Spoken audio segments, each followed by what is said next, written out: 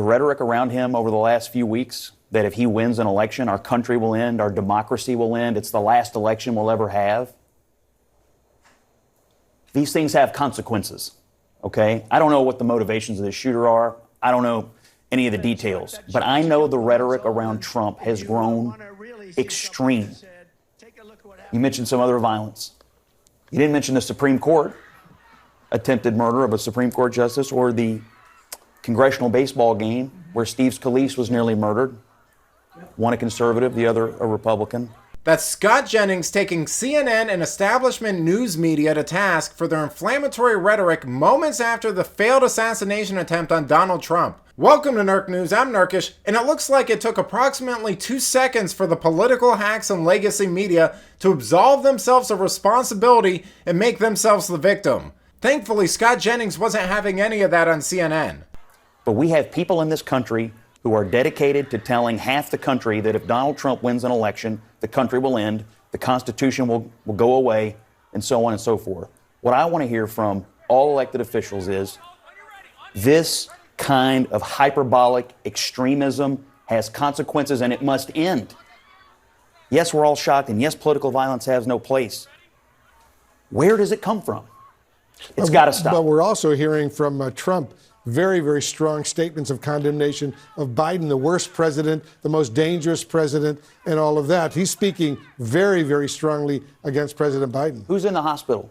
Well, we do. This is an assassination attempt. Look, I agree with you. You say calm things down. I agree. Both sides should calm things down. This moment is, what other wake-up call could there be for everybody in this country right now? He's absolutely right. I mean, I don't need to refresh your memory on everything they've said about Donald Trump, but just think of everything else they've relished and gaslit you about. Rand Paul gets attacked and has 6 ribs broken, only for a giddy MSNBC reporter who now works for CNN to say that it was her favorite story. And let's not forget the fiery but mostly peaceful BLM riots, where Chris Cuomo said that there was no rules saying protests couldn't be violent. I mean, that's almost as bad as the open disdain they show for people who didn't get the vaccine during COVID, and how they had no issue with rejoicing over each death and using it as a political prop for their purposes. I mean, just look at how they reported this shooting, for crying out loud. They did everything in their power to avoid making it look like what it was. I am mortified. I mean, this will live on forever.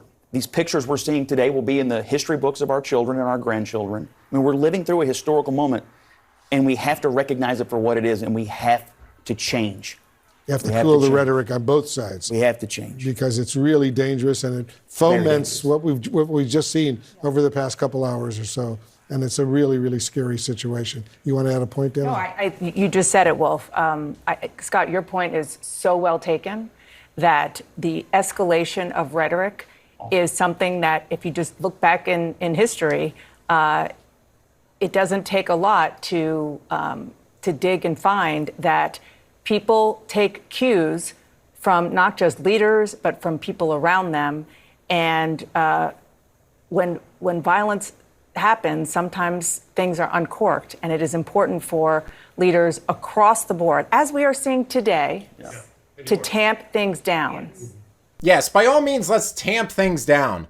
That's why the media is already running with stories about how Trump is still a monster who uses violent rhetoric, and publications like The Nation are saying that it's important to remember that being shot doesn't make Trump a better person, while ignoring the fact that liberals literally do that with every single black criminal who gets shot by the police, regardless of context.